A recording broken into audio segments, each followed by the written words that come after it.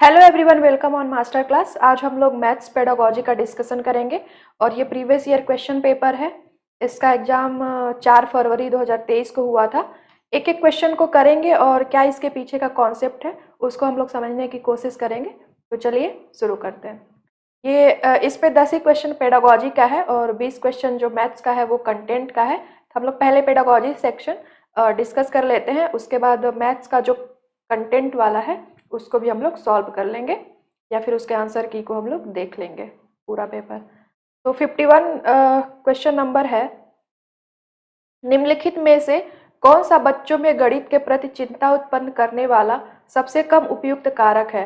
पहला, विषय के बारे में शिक्षक की अपनी चिंता। दूसरा, गणित एक कठिन विषय है, यह केवल लड़कों के लिए है। तीसरा, यह बोध की गणित सीखने के उचित तरीके हैं और इसमें एकमात्र उत्तर देना अविलक्षित है।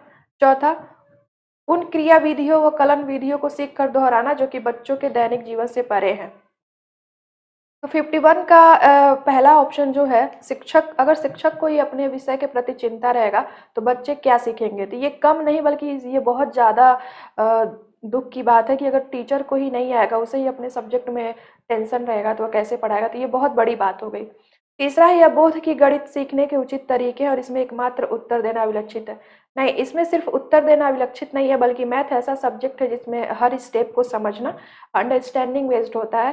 तो ये भी बहुत बड़ी प्रॉब्लम हो जाएगी अगर सिर्फ आंसर देना उचित कोई समझेगा, क्योंकि आंसर तो ये फिर मेमोराइजेशन लेवल का हो जाएगा, तो ये भी बहुत बड़ी बात हो जाएगी। चौथा है, उन क्रिया विधियों व कलन विधियों को सीख कर दोहराना जो कि बच्चों के दैनिक जीवन से परे हैं। ये भी बहुत बड़ी बात है कि हम लोग ऐसा कोई कैलकुलेशन बच्चों को सिखाते हैं जो उनके जीवन में यूज नहीं है। तो ये बहुत बड़ी बात हो जाएगी, बच्चे सीख ही नहीं पाएंगे, ये बहुत बड़ी समस्या है। तो इसमें पूछा है कि सबसे कम कौन सी ऐसी और कौन सा ऐसा ऑप्शन है जो सबसे कम चिंता वाला है। इसका दूसरा हो जाएगा जिसमें जो केवल लड़कों के लिए बोल रहा है। ये हाइलाइटर यूज कर लेते हैं, तो ये दूसरा इसका सही हो जाएगा।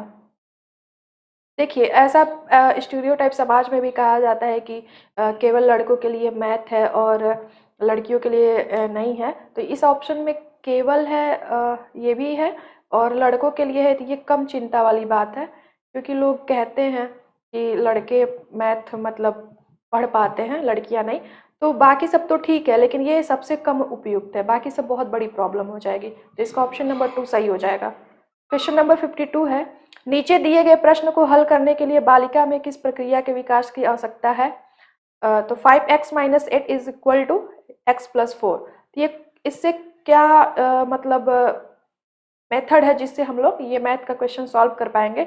आप लोगों ने 7th 8th में पढ़ा भी होगा कि ये पक्षांतर की प्रक्रिया होती है। तो इसका आंसर हो जाएगा पक्षांतर। ये पक्षांतर वाला जो मेथड होता है इसको सॉल्व करने के लिए उसी का यूज करेंगे। तो इसका ऑप्शन नंबर 4 सही हो जाएगा। क्वेश्चन नंबर 53 है, एक कथन जिसे प्रायः सत्य माना जाता है क्योंकि वह स्वतः सिद्ध सत्य है उसे कहा जाता है। देखिए, कई सारे टॉपिक हैं तो जिसमें थियरम होता है, थियरी होता है, एक्जियोम होता है और कई सारे चीज़ें जो हम लोग सॉल्व करते हैं, लॉ होते हैं जो फिजिक्स में होते हैं।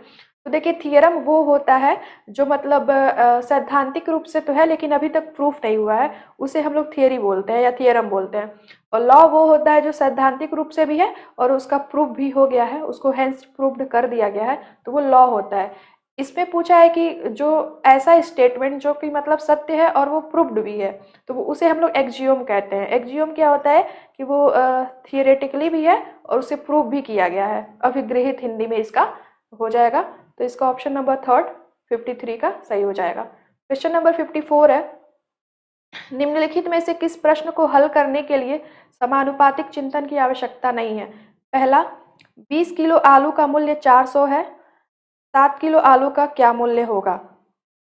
तो देखिए, इसमें तो हम लोग प्रोपोर्शनल का यूज करेंगे। जहाँ भी हम लोग भाग देते हैं किसी क्वेश्चन को सॉल्व करने के लिए तो वहाँ पे प्रोपोर्शन का यूज होता है। तो इस क्वेश्चन को सॉल्व करने के लिए समानुपात का होगा चिंतन। तो ये पहला नहीं होगा इसका, क्योंकि यहाँ पूछा है उसकी आवश्यकता किस क्वेश्चन में नहीं है।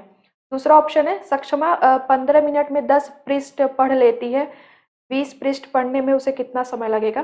तो इसमें भी डिवीजन का हम लोग रूल करेंगे, डिवाइड करेंगे, तो इसमें भी प्रोपोर्शन का यूज होगा, तो ये भी आंसर नहीं होगा। तीसरा, एक वृक्ष की ऊंचाई 3 मीटर है और सुबह के 11 बजे उसकी छाया की लंबाई 4 मीटर है, शाम के 4 बजे इसकी छाया की लंबाई कितनी होगी। तो देखिए इसमें एंगल के हिसाब से इसकी लंबाई छाया की निकालनी है, तो इसमें एंगल वगैरह यूज होगा, डिवीजन का उतना यूज नहीं है, प्रोपोर्शन का यूज नहीं है, तो ऑप्शन नंबर 3 इसका सही हो जाएगा। क्वेश्चन नंबर 55 है कि वैन हेले के ज्यामिति चिंतन के सिद्धांत का शुरुआती स्तर कौन सा है। पहला अभिवृद्धि, दूसरा दृश्यीकरण, तीसरा विश्लेषण, चौथा निगमन। देखिए वैन हेले ने मैथ्स पेडागोजी में एक मॉडल दिया है जिसे वैन हेले मॉडल कहते हैं। इन्होंने शुरुआती में क्या रखा है उस मॉडल को, इसको हम लोग समझ लेते हैं। तो ये देख लीजिए, ये कॉन्सेप्ट है इसके पीछे, उन्होंने ये मॉडल दिया है। इसमें देखिए पहले जीरो वाले पे विजुअलाइजेशन है, शुरुआती स्तर पूछा था तो इसमें विजुअलाइजेशन है, उसके बाद फर्स्ट पे एनालिसिस है, सेकेंड पे इनफॉर्मल डिडक्शन है, थर्ड पे डिडक्शन है और फोर्थ पे रिजॉर है।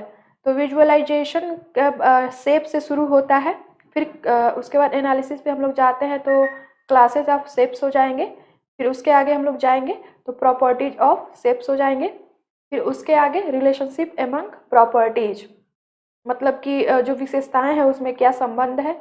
आगे है डिडक्टिव सिस्टम ऑफ प्रॉपर्टीज और analysis of deductive system.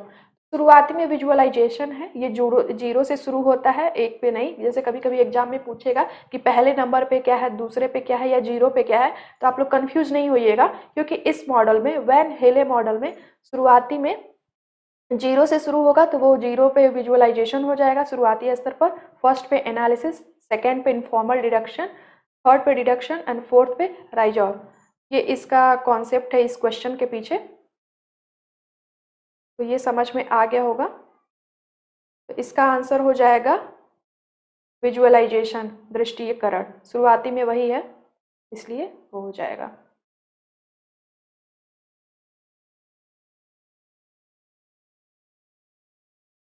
Option number 2, 55 का 2 हो जाएगा।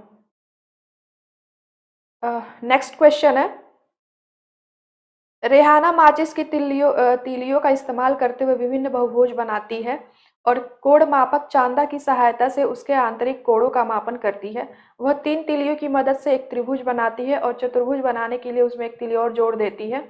इसके बाद पंचभुज बनाने के लिए वह एक और तीली इसी में जोड़ देती है और इसी तरह आगे बढ़ती है। बहुभुजों के कोणों के बारे में कौन सा कथन सही है। तो इसका 56 का जो है तीसरा सही हो जाएगा। ये बहुत लंबा क्वेश्चन है, बस इसको समझना जरूरी है। तो तीसरा आंसर इसका सही हो जाएगा, जब भुजाओं की संख्या में वृद्धि होती है तो बहुभुज के आंतरिक कोणों के मापन के कुल योग में वृद्धि होती है। ठीक है, 57 है अगला क्वेश्चन। एनसीईआरटी के अनुसार निम्नलिखित में से कौन सा कक्षा 6 के अधिगमकर्ताओं के लिए अपेक्षित अधिगम प्रतिफलों में से एक नहीं है। ऑप्शन पहला, उपयुक्त संक्रियाओं का उपयोग करते हुए बड़ी संख्याओं वाली समस्या हल करती है। दूसरा, दी गई उपस्थिति का सामान्यीकरण करने के लिए चरों को विभिन्न संक्रियाओं के साथ उपयोग करती है। तीसरा है, विभिन्न इबारती सवालों को हल करने में ऐकिक विधि का उपयोग करता या करती है। चौथा, ज्यामितीय प्रमेयों के औपचारिक प्रमाणों को लिखता या लिखती है। तो 57 का जो आंसर है वो चौथा हो जाएगा। इसका पूछा है क्या नहीं है, तो ये चौथा इसका सही हो जाएगा। बाकी सब सही है, लेकिन नहीं पूछा है तो जो नेगेटिव में होगा वो सही हो जाएगा। क्वेश्चन नंबर 58 इंग्लिश में भी क्वेश्चन है, जिन लोगों को हिंदी में प्रॉब्लम है वो लोग इंग्लिश का भी क्वेश्चन पढ़ सकते हैं। क्वेश्चन नंबर 58 है, निम्नलिखित में से गलत कथन की पहचान कीजिए। ऑप्शन 1, गणित शिक्षण के लिए आगमनात्मक विधि एक श्रेष्ठ विधि है। सेकेंड, गणित अधिगम में परियोजना कार्य के लिए प्रचुर अवसर है। तीसरा, सामान्यीकरण विवेचन तर्क क्षमता की एक विशिष्टता है। चौथा, आलोचनात्मक चिंतन की वृद्धि करने में खुले सिरे वाले प्रश्न महत्वपूर्ण है। तो कौन सा गलत है ये पहचान करना है। तो जो चौथा है वो बहुत सही है, क्योंकि जो ओपन वाले क्वेश्चन होते हैं वो क्रिटिकल थिंकिंग का डेवलपमेंट करते हैं, और बच्चा जो है हर तरह से हर आइडियाज को सोच पाता है, समझ पाता है, और उससे उसका कॉग्निटिव डेवलपमेंट भी होता है और अफेक्टिव डेवलपमेंट भी होता है, सारी चीज़ों का विकास होता है। तो ये चौथा तो सही है, तो ये नहीं होगा। 58 है ना क्वेश्चन नंबर। और दूसरा, गणित अधिगम्य परियोजना के लिए प्रचुर अवसर है। तो देखिए, जहाँ भी अवसर प्रचुर मात्रा में दिया जाएगा बच्चों को, जहाँ बच्चे एक्टिव रहेंगे और उन्हें बहुत ज़्यादा जब अवसर दिया जाता है तो बच्चे एक्टिव रहते हैं उस काम को, प्रोजेक्ट को करने के लिए, तो ये भी सही हो जाएगा। तो तीसरा है, सामान्यीकरण विवेचन तर्क क्षमता की एक विशिष्टता है। तो सही बात है, विवेचन जब हम लोग करते हैं, जनरलाइजेशन करते हैं, तो उसमें हमारा रीजनिंग डेवलपमेंट होता है, तर्क करने की क्षमता का विकास होता है, तो ये भी सही है। तो ये भी नहीं होगा। पूछा है गलत कौन है, तो पहला इसमें गलत है। विधि का हम मैथ में ये नहीं कह सकते कि यही सही है। कभी कभी आगमनात्मक, कभी कभी निगमनात्मक कोई भी शिक्षण विधि का यूज किया जाता है, तो इसको श्रेष्ठ नहीं कह सकते हम लोग। तो ये जो है कथन गलत हो जाएगा। 58 का पहला सही आंसर है। क्वेश्चन नंबर 59 है, गणितीय चिंतन किसके द्वारा परिलक्षित होता है? पहला, प्रतिरूपों की पहचान, दूसरा सूत्रों का कंठस्थीकरण, तीसरा पहाड़ों का कंठस्थीकरण, चौथा गणित में कलन विधि में निपुणता हासिल करना। तो सबसे पहले कि मैथ में हम लोग क्या करते हैं, सिंबल देखते हैं, किसी पैटर्न को समझते हैं। तो गणित में कौन सा सबसे ज़्यादा मतलब इंडिकेट होता है, तो उसका जब हम लोग पैटर्न समझ लेते हैं किसी क्वेश्चन को सॉल्व करने के लिए, तो वो बहुत मतलब ज़रूरी होता है। बाकी जहाँ पे कंठस्थीकरण है तो ये नेगेटिव चीज़ें हैं, ये नेगेटिव वर्ड है। जिस भी ऑप्शन में कंठस्थीकरण आएगा तो वो हमारा गलत हो जाएगा क्वेश्चन, ऐसे ही। इस दोनों ऑप्शन में कंठस्थीकरण है तो ये इलिमिनेट हम लोग कर देंगे। और निपुणता हासिल करना कैलकुलेशन में, ये नहीं, पहले हम लोग पहचान कर पाएंगे किसी पैटर्न को, तभी तो उसको सॉल्व करेंगे। तो इसका चौथा भी गलत है, इसका पहला आंसर सही हो जाएगा। क्वेश्चन नंबर 59 का आंसर पहला सही हो जाएगा।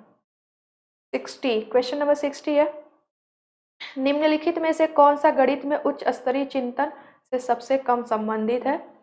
पहला, चरों के बीच संबंधों की पहचान करना, दूसरा आंकड़ों का विश्लेषण करना, तीसरा दिए गए सूत्र पर आधारित समस्या को हल करना, चौथा गणित और दैनिक जीवन के बीच संबंध बनाना। तो कौन सा सबसे कम मतलब संबंधित है उच्च स्तरीय चिंतन के मामले में?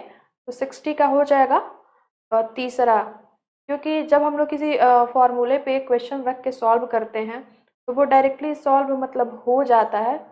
और बाकी पहचान करना, पहला जो है चरों के बीच संबंधों का पहचान करना, इसमें थोड़ा सा दिमाग लगता है, थोड़ा सा सोचने की ज़रूरत होती है। तो उच्च स्तरीय चिंतन का मतलब अच्छा खासा लेवल है ये। और दूसरा है कि आंकड़ों का विश्लेषण करना, जब भी हम किसी चीज़ को एनालाइज करते हैं तो उसको पूरी तरह से समझने की कोशिश करते हैं कि जो डेटा है उसको कैसे, क्या उस डेटा में हुआ है, कौन सा कैलकुलेशन, कौन सा मेथड है और क्यों है। तो ये भी उच्च स्तरीय हाई लेवल का है।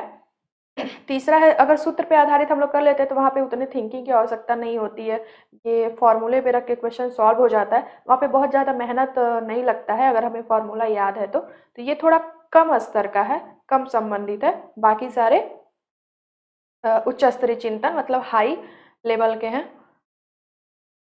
तो ये तीसरा सही हो जाएगा जो सबसे कम संबंधित है। तो 10 क्वेश्चन है, ये पेडागोजी का, मैथ्स पेडागोजी का हो गया है। सारा कॉन्सेप्ट आप लोग को समझ में भी आ गया है। और इसके बाद हम लोग अलग ईवीएस का और सीडीपी का क्वेश्चन और सोशल साइंस का क्वेश्चन, जो भी प्रीवियस ईयर पेपर है उसको अपलोड कर दिया गया है चैनल पे, तो आप लोग जा करके देख लीजिएगा। बाकी जो भी प्रीवियस ईयर क्वेश्चन पेपर है उसको सॉल्व कराया जाएगा धीरे धीरे करके, और साइंस का भी जल्द ही अपलोड होने वाला है। ठीक है, थैंक यू सो मच।